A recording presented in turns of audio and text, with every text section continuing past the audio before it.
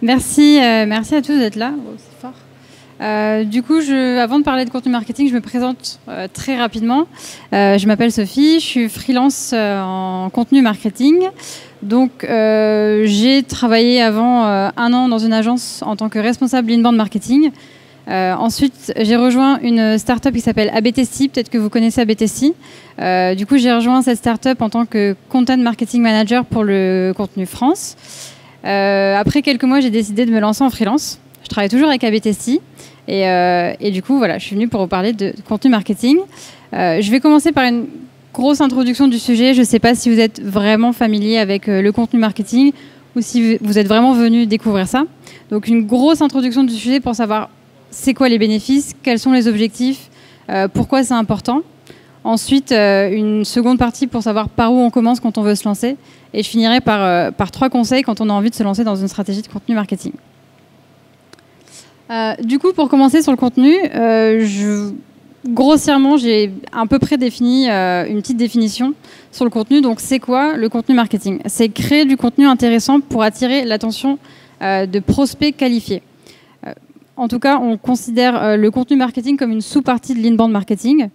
Je ne sais pas si vous êtes familier avec ce terme non plus. En tout cas, l'inbound marketing, c'est un ensemble de stratégies qu'on met en place pour attirer à soi des utilisateurs, des clients, des prospects, des leads, etc. Et de les nourrir avec du contenu à forte valeur ajoutée.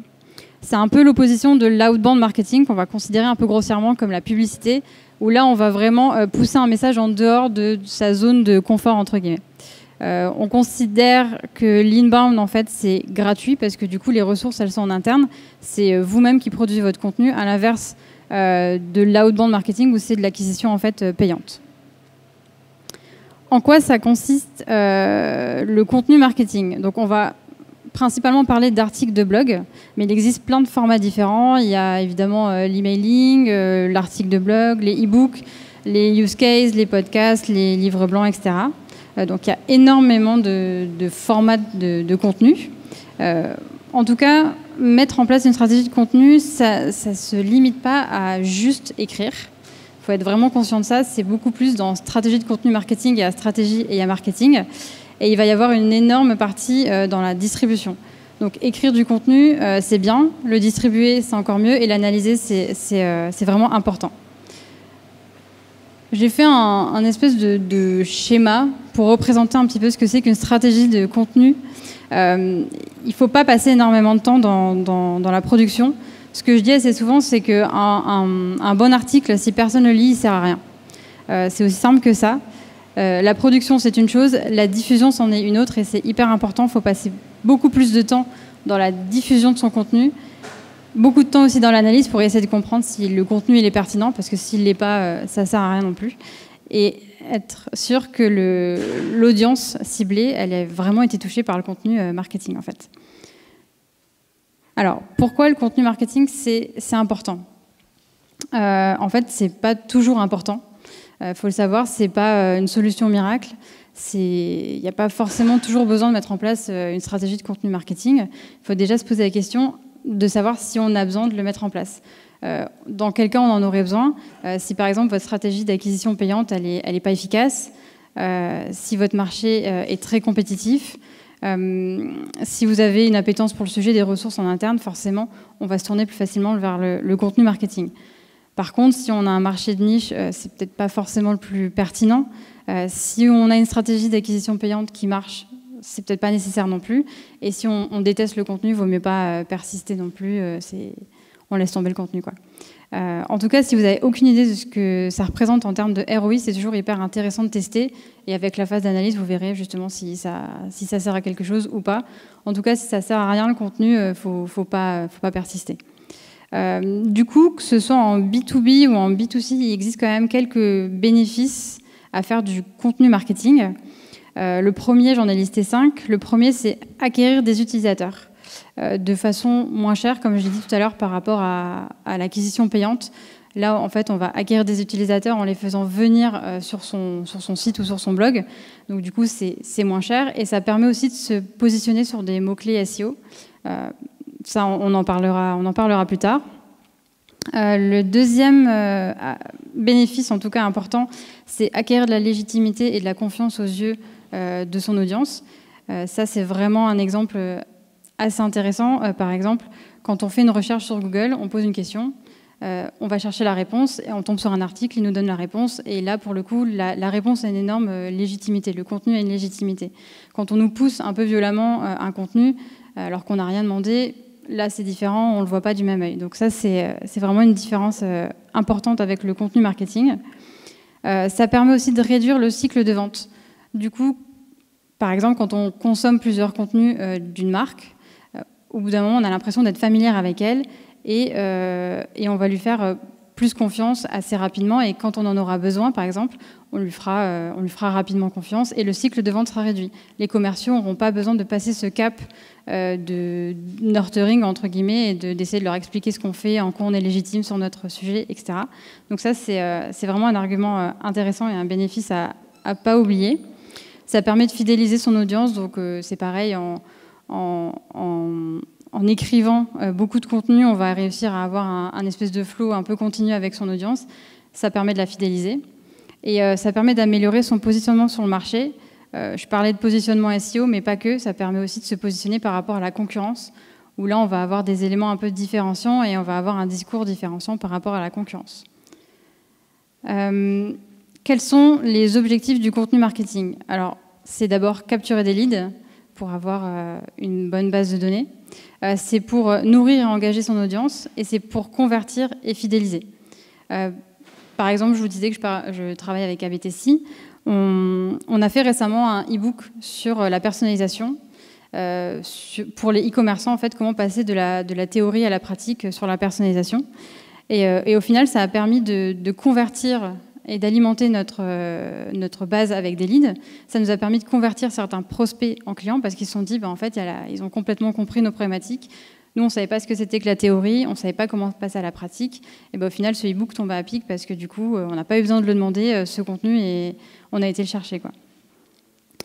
Donc du coup, voilà pour faire le tour du contenu marketing. Maintenant qu'on a un petit peu vu les bénéfices, les objectifs, etc., comment on fait pour se lancer, commencer et démarrer une stratégie de contenu marketing? On commence par définir les besoins de son audience. En fait, il faut bien avoir en tête qu'une stratégie de contenu marketing, elle met le client et son audience au cœur de sa stratégie. La marque, enfin en tout cas en tant que solution, que marque ou qu'entreprise, on s'efface complètement. On ne va pas créer sur tous les toits que notre solution c'est la meilleure. On ne va pas mettre notre logo dans tous les sens. C'est vraiment d'essayer de comprendre quelle est la problématique de son audience, de son client, et essayer de lui apporter la solution à travers un article qui est assez explicatif et explicite en tout cas. C'est une démarche qui reste assez empathique. Il s'agit de comprendre vraiment les interrogations de son client, essayer de leur fournir un contenu adéquat avec une vraie valeur ajoutée à leurs yeux.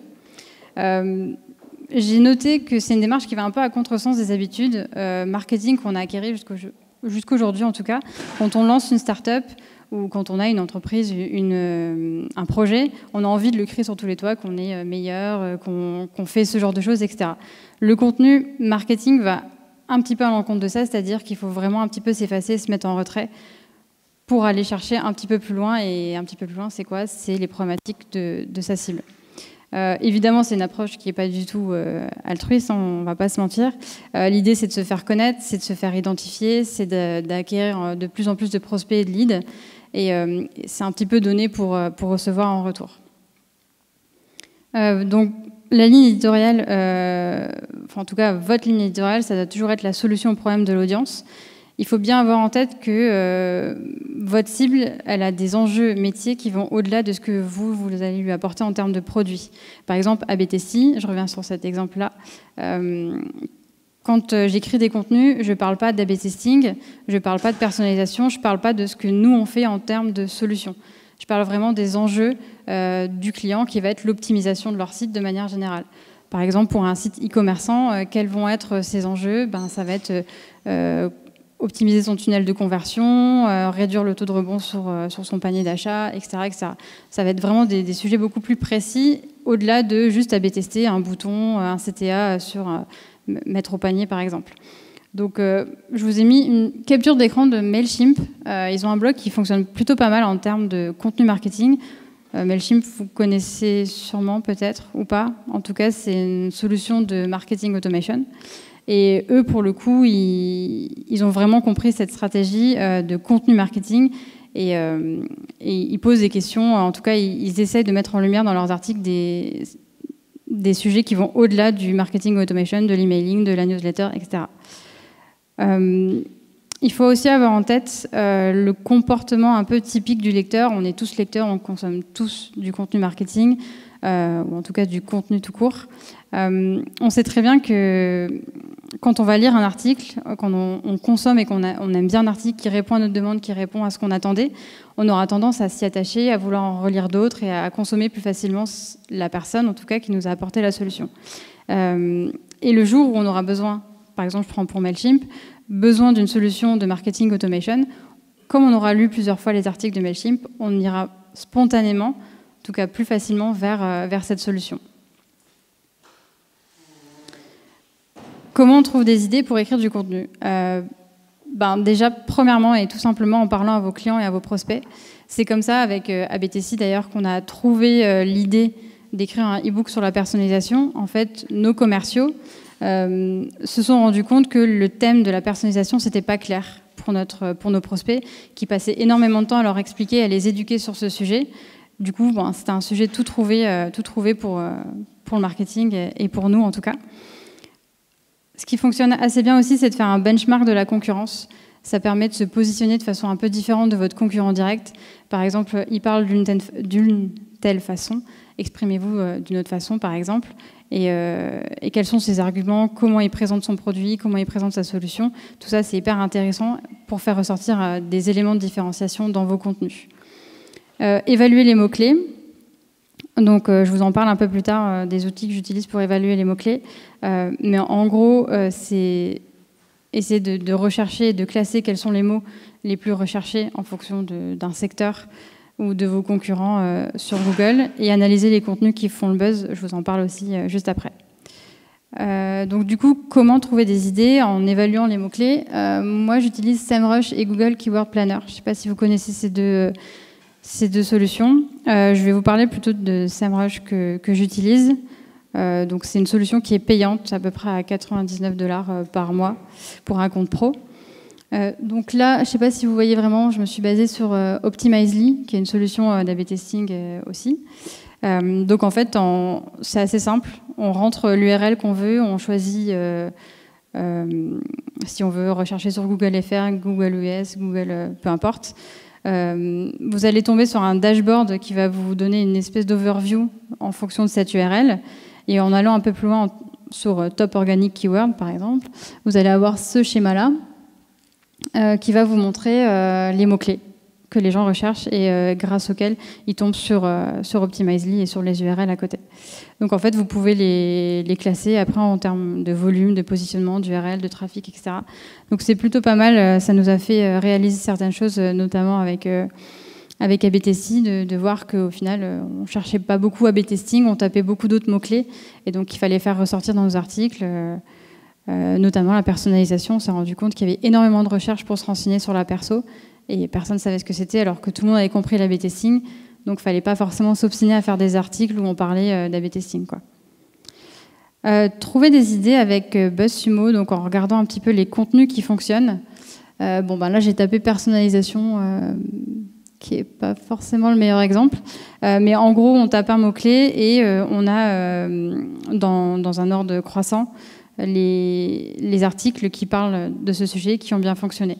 Ça permet, personnalisation, c'est pas le meilleur exemple, mais ça permet en tout cas d'avoir une idée des articles sur ce mot qui ont été traités et voir un peu la façon dont ils ont été traités. Ensuite, on a bien en tête qu'il faut répondre à un besoin de l'audience. On a en tête qu'il faut écrire des articles de blog. Pour écrire du contenu et écrire un article de blog, il faut évidemment un blog. Donc la première étape pour écrire du contenu, c'est d'avoir un blog. C'est indispensable parce que du coup, ça permet d'attirer à soi en écrivant des articles. Sur ces interfaces, ça permet de ne pas les envoyer dans la nature, etc. Donc avoir un blog, c'est hyper important.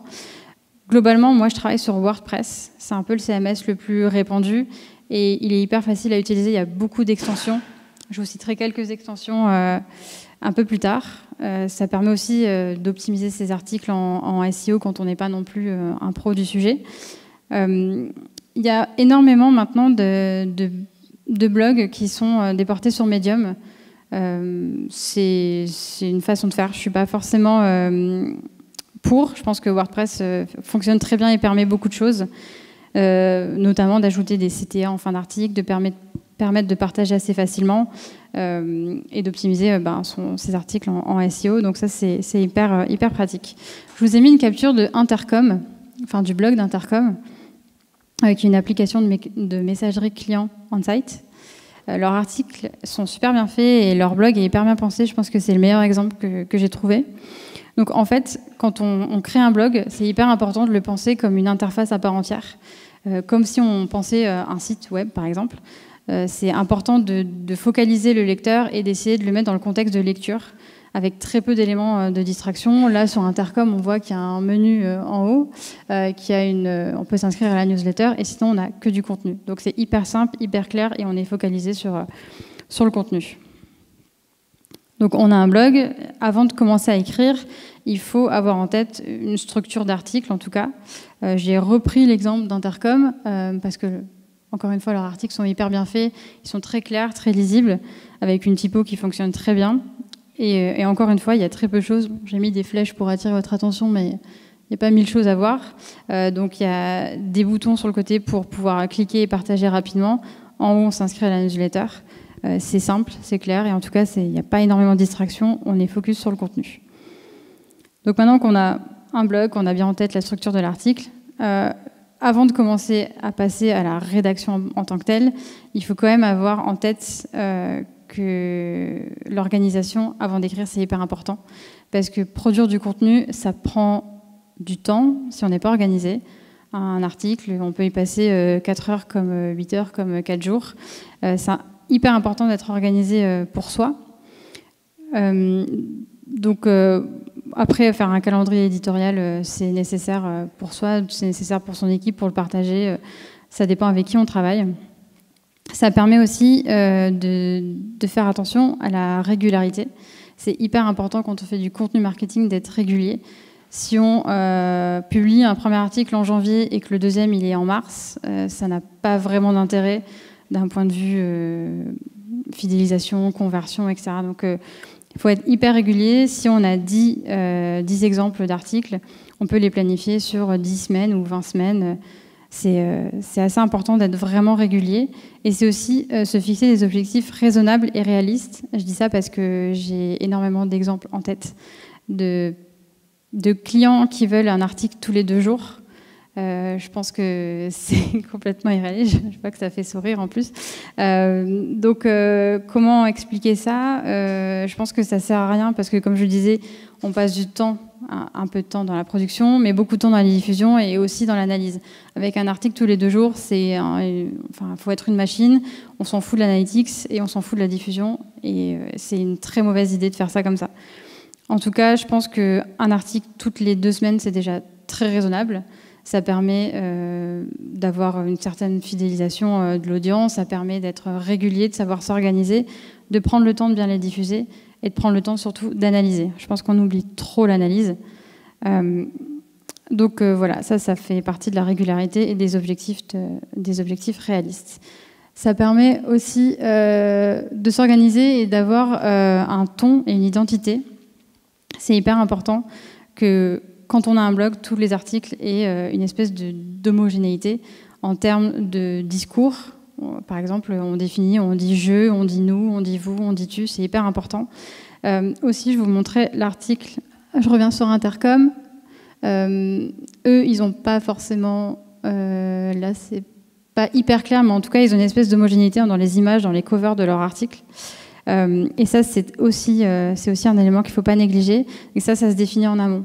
Quand on commence à écrire, il faut être sûr que soit on prend des photos sur Photolia, où il y a des icônes, etc. Soit on prend des photos sur Unsplash, soit on demande à un graphiste de nous faire des covers selon une charte graphique précise. Mais en tout cas, il faut que ça soit défini en amont, que derrière, on se crée un espèce de style, même aussi visuel. Du coup, en ayant tout ça en tête, on peut passer à la rédaction. Avant de commencer à vraiment écrire et gratter sur du papier, on va dire, l'idée, c'est quand même de chercher des mots-clés et de trouver quand même une idée et quelques arguments à côté pour que ça soit assez fluide et qu'on sache assez rapidement où on veut aller. En ayant une overview des mots-clés et des arguments et des idées, on arrive à trouver facilement une conclusion et une structure de son article. Ça permet aussi d'avoir une idée précise de ce qu'on a envie de dire et ça facilite le travail dans les recherches et dans la veille. Par exemple, c'est toujours assez cool de trouver, de rendre son post un peu attractif en trouvant des quotes de je ne sais quelle personne. Ça rend vraiment le post hyper attractif et ça permet de faire des recherches beaucoup plus précises du sujet et donc de gagner en légitimité quand on a envie de s'exprimer sur un sujet. Donc avant de partir dans de la rédaction comme un malade, c'est quand même hyper important de poser sur le papier ses idées pour les faire grandir. L'article de blog parfait. L'article de blog parfait, ça n'existe pas vraiment, on va pas se mentir, mais il y a quand même quelques éléments hyper importants. Un titre, une intro, une idée par argument, citer ses sources, essayer de mettre des backlinks. Tout ça, c'est hyper important d'avoir une structure aussi en termes de SEO. Tous ces titres en H1, tous ces sous-titres en H2, ça permet aussi d'être bien référencé en SEO et Google lit ça assez facilement. Je me suis noté une petite anecdote, c'est que je vois de plus en plus de conclusions où on interpelle en fait le lecteur. Ça marche ou ça marche pas, je l'ai jamais testé, mais en tout cas, je pense que c'est à tester sur un malentendu. Je pense que les gens peuvent peut-être laisser des commentaires et répondre à une conclusion. En tout cas, moi, je suis pas forcément... j'ai jamais mis de commentaires et j'aimerais vraiment tester ce que ça donne parce que je pense que si on le fait de plus en plus, c'est qu'au final, ça doit marcher. Moi, je suis plus partisane des take-away, en fait. Je sais très bien, et moi, je suis la première à le faire. Je lis en diagonale. Je vois un titre qui me plaît. Je vais parcourir les grands titres, les sous-titres, et je vais arriver à la conclusion. Et puis, voilà, j'aurais considéré que j'ai lu l'article. Donc, c'est une très mauvaise pratique, mais en tout cas, je suis consciente qu'il y a des gens qui font ça. Du coup, le takeaway à la fin, ça permet de résumer en 3-4 bullet points son article. Et il faut avoir conscience qu'il y a des gens qui lisent juste la fin. Donc, ça permet de marquer les esprits. Et pour ceux qui ont lu tout l'article, ça permet aussi, on retient que ce qu'on a lu en dernier. Ça permet justement de laisser un petit reste de l'article s'il a été long, surtout, c'est hyper important. Donc voilà, une structure d'article, c'est indispensable. J'ai mis quelques astuces de rédaction. Ça me semble être du bon sens, mais je préfère revenir dessus, on ne sait jamais. J'ai mis éviter d'utiliser des verbes passe-partout. Il n'y a rien de pire que de lire un article où on ne dit que le verbe permettre, faire ou avoir. Ça ne donne pas énormément de consistance à ce qu'on a envie de dire, ça ne donne pas énormément de valeur à ce qu'on est en train de raconter, c'est hyper plat. Du coup, il faut essayer de trouver à chaque fois des verbes un peu alternatifs. J'ai mis l'exemple du mot bénéfice. On peut avoir ou faire des bénéfices, ça c'est une évidence, mais aussi on peut obtenir des bénéfices, récolter des bénéfices, recueillir des bénéfices, tirer des bénéfices, etc. Donc c'est toujours hyper important quand on commence à se rendre compte qu'on fait des répétitions de verbes, à trouver à chaque fois des alternatives pour éviter les verbes un peu plats. Et justement, ces verbes un petit peu différenciants, ça permet de donner un peu de rythme et de pas justement raconter des choses très, très monotones. J'ai mis insuffler du rythme à votre article. C'est pas évident. Moi, je suis assez focalisée sur une phrase, une idée. Bon, des fois, j'essaie de plus développer, de faire des phrases un peu plus longues, etc., etc. Je trouve que une phrase, une idée fonctionne très bien. Après, en termes de rythme, il faut éviter de toujours saccader ces phrases. Donc, donner du rythme à votre article, c'est alterner phrases longues, phrases courtes, des paragraphes assez courts. Essayez vraiment d'être le plus rythmique, si ça se dit, possible. Ça va avec le point suivant qui est aller au plus simple, éviter les lourdeurs. Quand vous avez une idée, ça ne sert à rien de tourner autour du pot. Il n'y a rien de pire que de lire un énorme paragraphe pour au final avoir l'idée en dernière phrase qui aurait pu être résumée bien avant. Ça, je crois que c'est le pire quand on commence à lire un article. Il faut avoir un peu en tête que le lecteur, il faut un peu lui prémâcher le travail et lui donner rapidement ce qu'il veut. Et utiliser le storytelling, je dis assez souvent, quelle est la différence entre un mode d'emploi et un article de blog? C'est juste le storytelling. Il faut quand même un petit peu raconter une histoire, légèrement faire rêver le lecteur. Je ne dis pas que j'ai fait rêver tous les e-commerçants avec mon e-book sur la personnalisation d'ABTSI, mais en tout cas, ce n'était pas un mode d'emploi hyper basique, hyper classique. Donc on a écrit notre article. Avant de le publier, on se pose quand même toujours une dernière fois la question, est-ce que mon article a été utile, crédible, intéressant, etc., etc. C'est hyper important parce que en tant que rédacteur, on est toujours persuadé d'écrire un truc un peu cool. Quand on le fait lire à d'autres personnes, on se rend compte que ça l'est peut-être moins, que c'est moins pertinent, qu'on n'a pas compris, qu'on est un peu loin dans les métaphores, qu'on est un peu loin dans le storytelling, etc. Donc, un conseil avant la publication, c'est posez-vous vous-même la question et aussi faites lire votre article à quelqu'un d'autre parce que il m'est arrivé plusieurs fois de trouver un article très cool et qui s'avérait pas être si cool que ça. On a écrit notre article, maintenant il faut le diffuser. C'est la partie la plus importante en termes de contenu marketing, de stratégie de contenu. Je le disais, la diffusion, c'est plus important que la production. Il y a certains rédacteurs qui prônent le 90-10 en disant qu'il ne faut passer que 10% sur la production et 90% sur la distribution. Je ne pense pas que ça soit la meilleure façon de concevoir le contenu marketing. Il faut quand même passer du temps sur la production parce que si on écrit un article qui n'est pas pertinent, on a beau le diffuser, c'est pareil. Si on diffuse un truc dont on n'est pas forcément fier, qui n'est pas vraiment travaillé, qui n'a pas été très recherché, c'est pas non plus la meilleure image qu'on renvoie. Mais dans l'idée, je suis assez d'accord, c'est vraiment hyper important la distribution. Donc il y a 2 canaux de diffusion. Il y a les vôtres et il y a les canaux extérieurs. Donc dans les nôtres, c'est les abonnés à la newsletter. Ça va être tous les followers que vous pouvez avoir sur tous les réseaux sociaux, y compris les groupes LinkedIn. Et les canaux extérieurs, ça va être les influenceurs.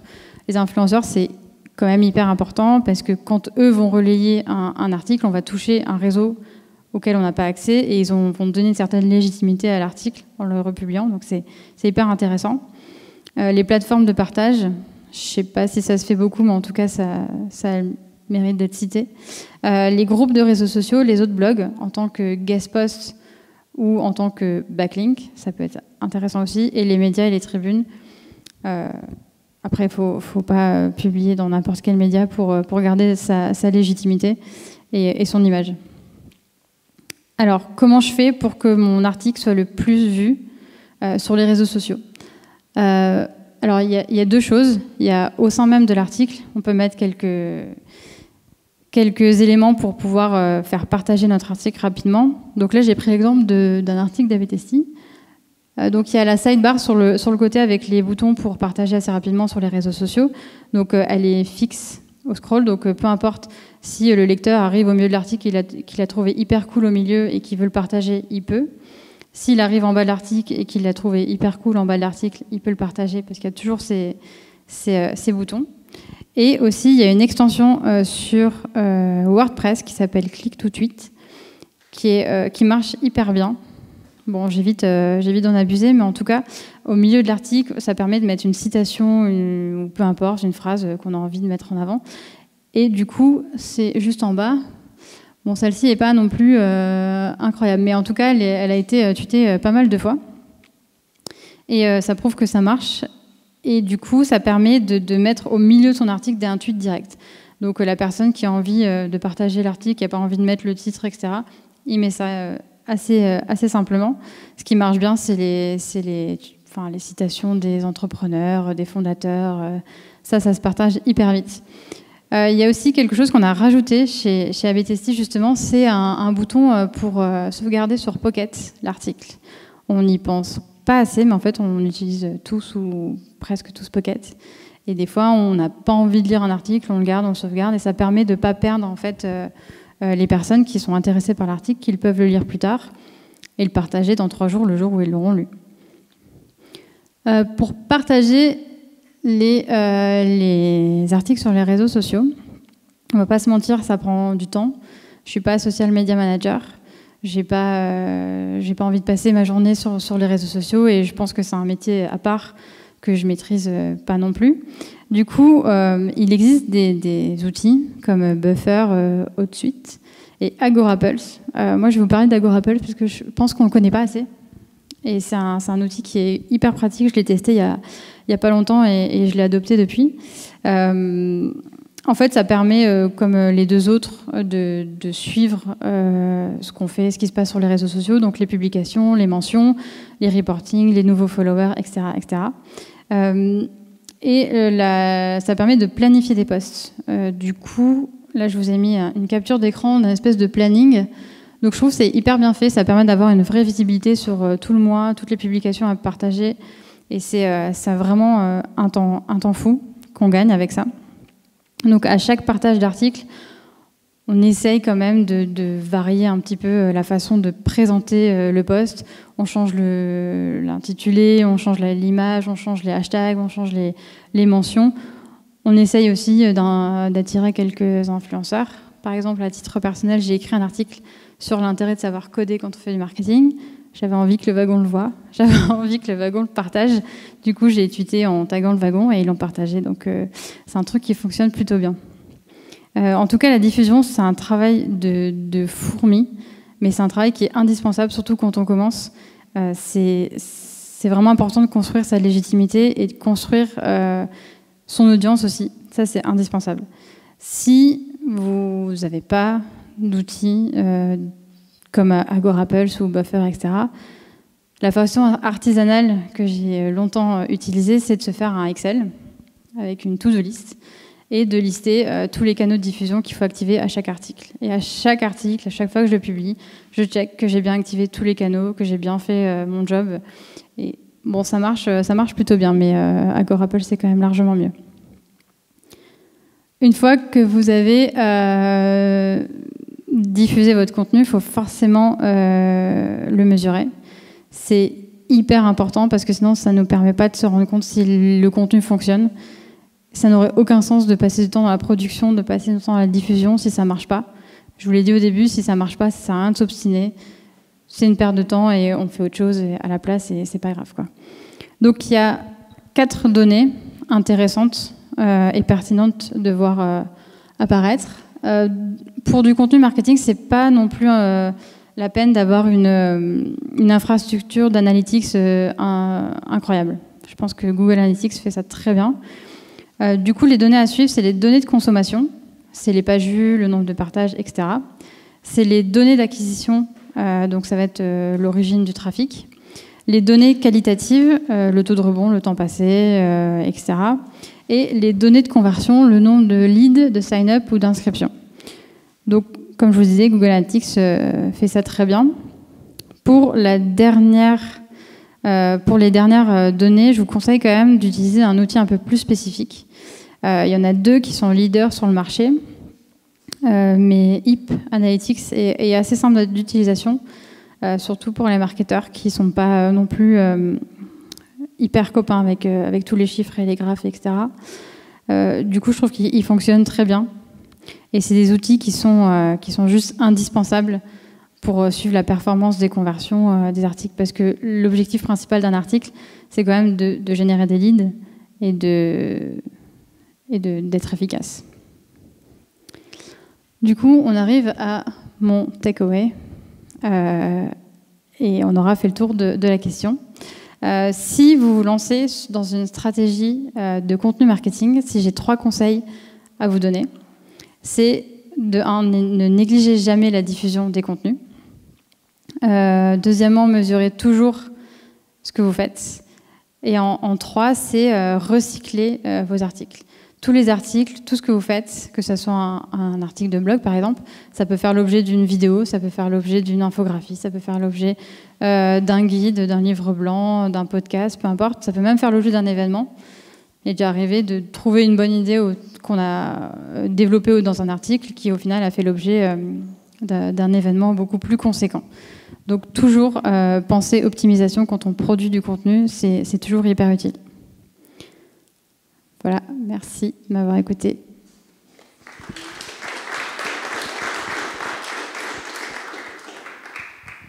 Est-ce que vous avez des questions? Il y a des questions à la salle. Faites-moi signe, je vous passe le micro. D'abord, merci. J'ai une question. Donc, comme tu l'as dit, mesurer, c'est hyper important. Donc, mesurer et diffuser. Et donc, moi, c'était plus d'abord sur la diffusion. Est-ce que tu as des conseils à donner sur le planning de diffusion? C'est-à-dire, on a écrit l'article.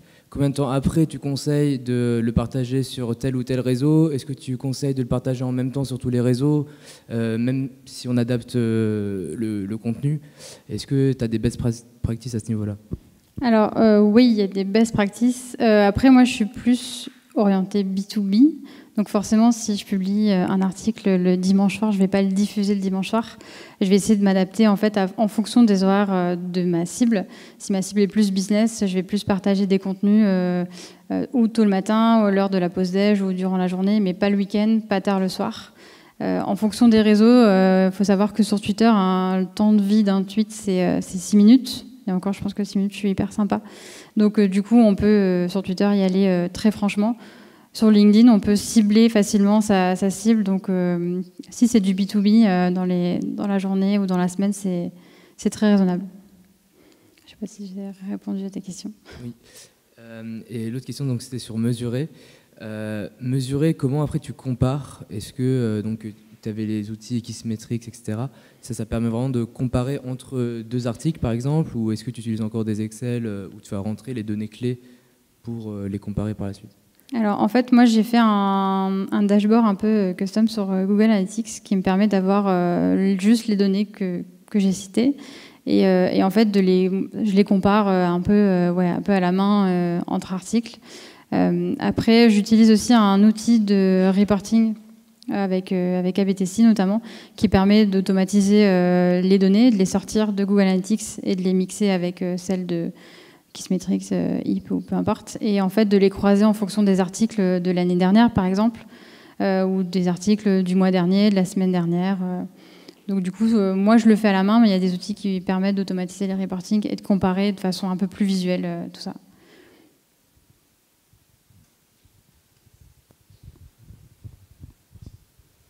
Concernant la diffusion externe des contenus, est-ce que la stratégie, c'est toujours de récupérer, enfin, d'avoir son lien que l'on partage pour que le clic revienne toujours sur notre site, ou on peut laisser aussi la liberté à un tiers de reprendre l'article personnellement, le citer et le retravailler dans son site personnel ou son blog à lui? Et dans ce cas-là, quel est le risque aussi si on accepte ce genre de partage finalement? Alors, je pense qu'il faut toujours laisser la liberté aux autres de récupérer son contenu. C'est toujours valorisant d'avoir son contenu qui est repris. Après, effectivement, si on est une entreprise ou une start-up, je prends l'exemple d'ABTC, c'est quand même mieux de maîtriser un petit peu son image et son discours et pas de voir son contenu complètement déformé. Après, moi, en tout cas, je suis assez pour la réutilisation des contenus. Je pense que c'est même une bonne chose de voir son contenu réutilisé d'une autre façon sur son site. Il y a l'exemple de Mailjet qui avait réutilisé un de nos contenus. Et du coup, on était hyper contents parce que ça nous permet d'avoir de la légitimité. Ils ont repris un contenu qui leur a plu, qui leur a semblé pertinent. Ils nous ont cité à la fin. Donc, je pense que c'est une bonne chose. Et quand ils le font, est-ce qu'ils te demandent justement la permission, ou en fait ils te citent, donc dans ce cas-là ils sont clean là-dessus, ou ils se permettent parfois de retravailler un peu le contenu? Là, ils nous avaient demandé l'autorisation avant, donc on avait accepté. En général, ce qui se fait, c'est de demander l'autorisation. On n'utilise pas un contenu sans demander.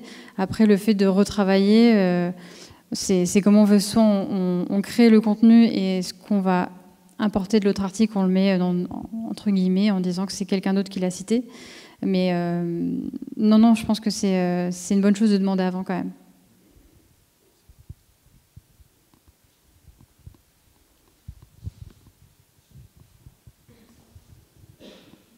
Alors, merci beaucoup. D'abord, j'ai une question concernant juste aussi la diffusion externe. Tu disais essayer de cibler des influenceurs ou des médias qui sont pertinents pour le secteur dans lequel on est. Est-ce que tu as des tips sur comment les aborder? Est-ce que c'est vraiment aller frapper à leur porte de façon extrêmement basique, ou est-ce que c'est passer par des moyens un peu détournés pour accéder à eux? Je pense qu'il y a plusieurs méthodes. Moi, j'utilise le tweet très direct pour les interpeller. Après, il y a plusieurs façons. C'est passer justement par d'autres personnes, passer par des plateformes, se faire retweeter par quelqu'un d'autre. Moi, je pense que d'être très direct, après, si c'est des influenceurs, ils ont l'habitude d'être attaqués, entre guillemets, assez frontalement, mais en tout cas, ou alors un message perso, ou autour d'une discussion. Par exemple, ça m'est arrivé d'aller à un événement, de rencontrer des speakers et de leur dire, au fait, j'ai écrit tel article, si ça t'intéresse de le lire et de le partager, entre guillemets. Enfin, ils savent très bien, du coup, il vaut mieux être assez direct, je pense. Surtout si l'article peut potentiellement les intéresser, c'est hyper intéressant pour eux qu'on leur serve sur un plateau.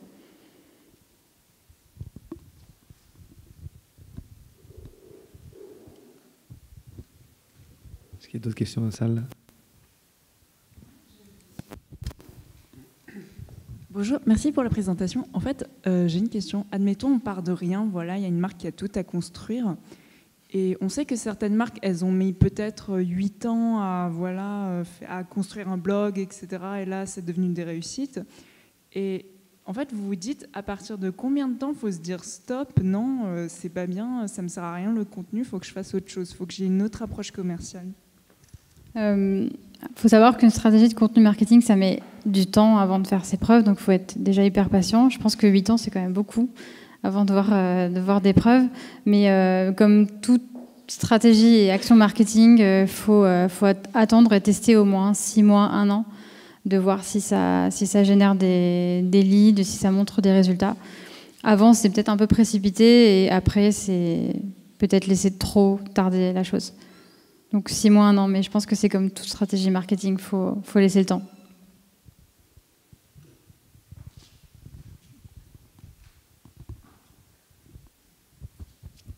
Pas d'autres questions? C'est le moment? Non? Vous êtes sûr? Bon, très bien. Je pense qu'on peut encore applaudir Sophie. Merci Sophie pour la... Merci.